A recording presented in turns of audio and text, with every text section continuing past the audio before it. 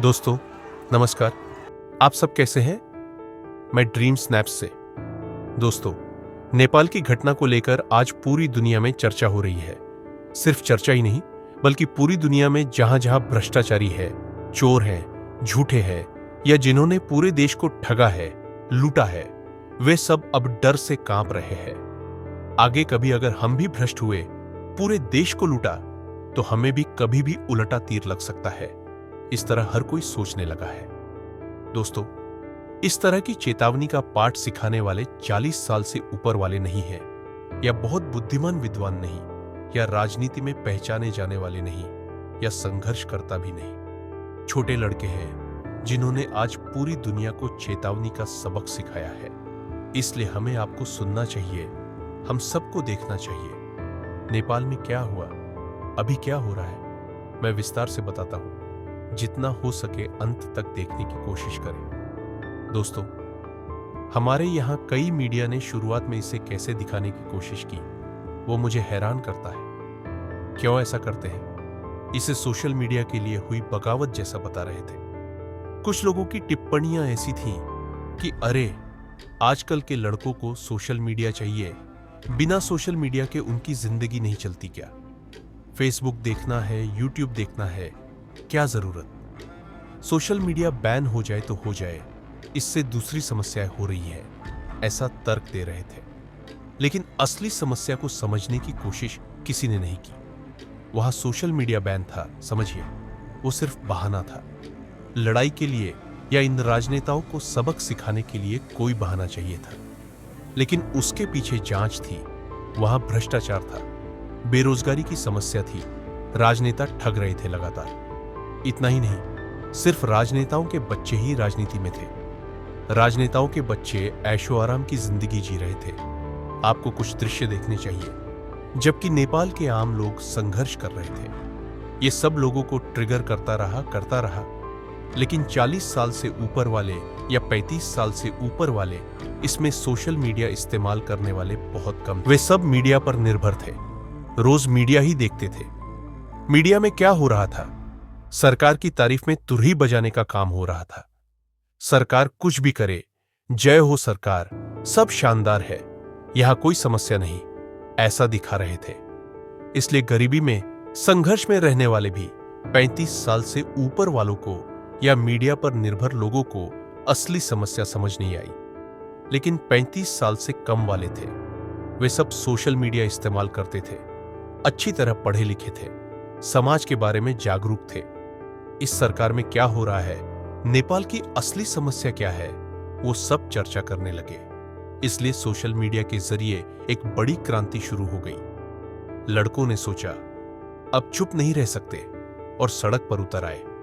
जब लड़के सड़क पर उतरे, उसके बाद सोशल मीडिया न इस्तेमाल करने वाले, सिर्फ मीडिया पर निर्भर वाले भी समझने लगे कि ओह, यहां समस्या है, हम जो सोच रहे थे वो गलत था। इसके मुताबिक सरकार की तरफ से तुरही बजाने वाले कुछ भाषणकर्ता भी नेपाल में थे। वे सरकार कुछ भी करे, अरे हमारा सरकार शानदार, हम किसी से कम नहीं, हम नंबर 1 है, ऐसा कहते थे। वो सब मीडिया में प्रसारित हो रहा था, लोग उसे मान भी लेते थे। लेकिन जब सोशल मीडिया से असली सच्चाई बाहर आने लगी, लड़के सड़कों पर उतरे, तो पूरे नेपाल को असली समस्या समझ आ गई। अब चुप नहीं बैठ सकते, कहकर सबने विरोध का समर्थन करना शुरू कर दिया। यह गुस्सा इतना था कि मैंने किसी देश में ऐसा नहीं देखा। बांग्लादेश में भी हुआ था, श्रीलंका में भी हुआ था, लेकिन वो सबसे ये थोड़ा अलग था। इस विरोध में जो सत्ता का मजा लेते आए, भ्रष्टाचार में डूबे, झूठ बोलते आए, लोगों को ठगते आए, उन मंत्रियों की हालत ऐसी हो गई कि अगर लड़कों के हाथ लगे तो कहां मर जाएंगे, भागने लगे। सड़क पर युवा उन्हें पकड़कर पीटने लगे। एक मंत्री राजघाट के अंदर पानी में जाकर छिपने की कोशिश की, लेकिन लड़कों ने नहीं छोड़ा, खींचकर बाहर निकाला और ठीक से सबक सिखाया। मंत्री क्या करे, जितना हो सके विदेश भागने की कोशिश, हेलीकॉप्टर से भागने की कोशिश, जहां से बच सके, हर तरीके से भागने लगे। जो हाथ लगे उन्हें युवाओं ने पीटकर सबक सिखाया। बीच में कुछ दुखद घटनाएं भी हुई, हम उनका समर्थन नहीं कर सकते, एक पूर्व प्रधानमंत्री की पत्नी को जिंदा जला दिया प्रदर्शनकारियों ने। एक पूर्व प्रधानमंत्री को मारने जैसी पिटाई की। मौजूदा प्रधानमंत्री केपी शर्मा ओली अगर हाथ लगते तो उन्हें भी पीट देते।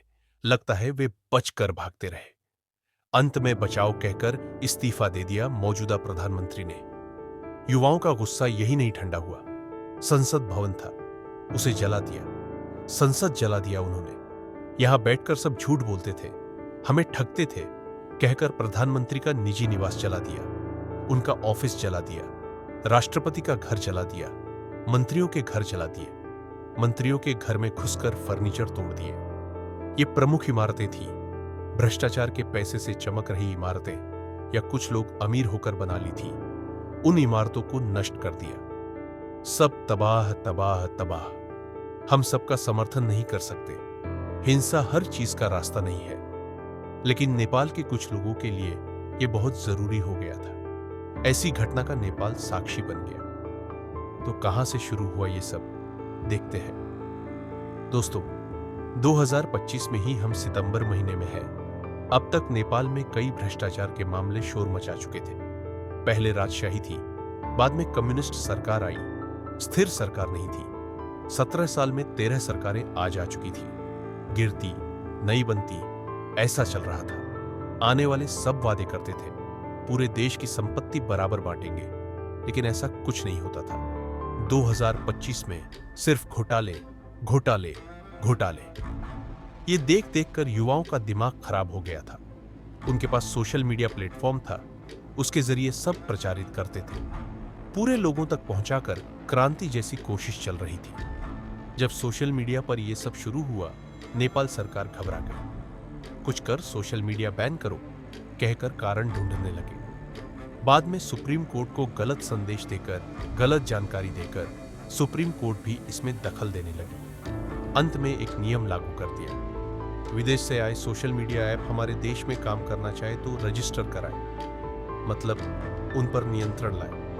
सरकार को सीधा नियंत्रण मिले सोशल मीडिया पर, इसलिए रजिस्टर करो, हमारे नियम हैं, उन्हें फॉलो करो। हम शर्तें लगाएंगे, तुम उनसे बंधे रहो, अगर नहीं किया तो बैन कर देंगे, ऐसा डराया। फेसबुक वाले, यूट्यूब वाले किसी ने सिर नहीं खपाया। हम पूरी दुनिया में हैं, किसी एक देश के डर से सिर नहीं खपाएंगे। कोई रजिस्टर नहीं किया। टिकटॉक जैसी 1-2-3 ऐप ने रजिस्टर किया, बाकी किसी ने नहीं। तब नेपाल सरकार ने क्या किया, देखिए।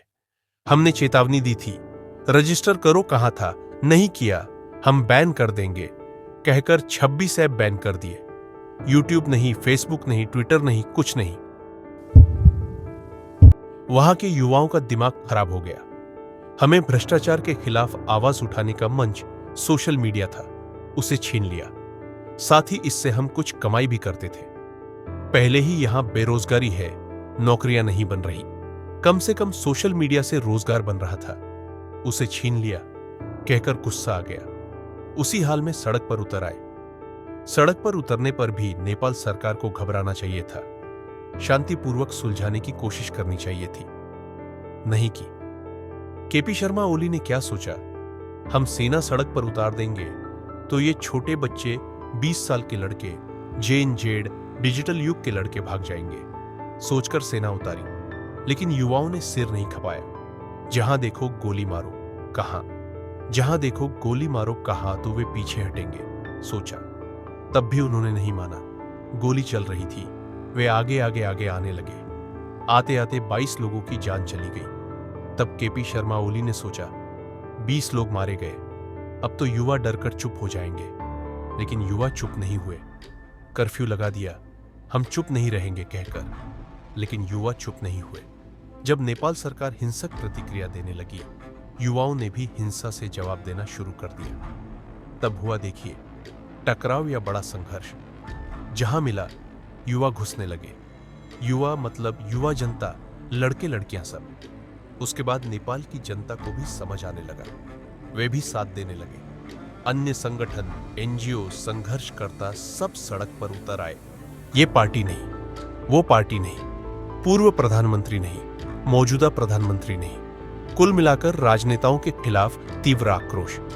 इनका साथ हमें नहीं चाहिए, इन्हें नीचे उतारो, ये देश छोड़कर जाए।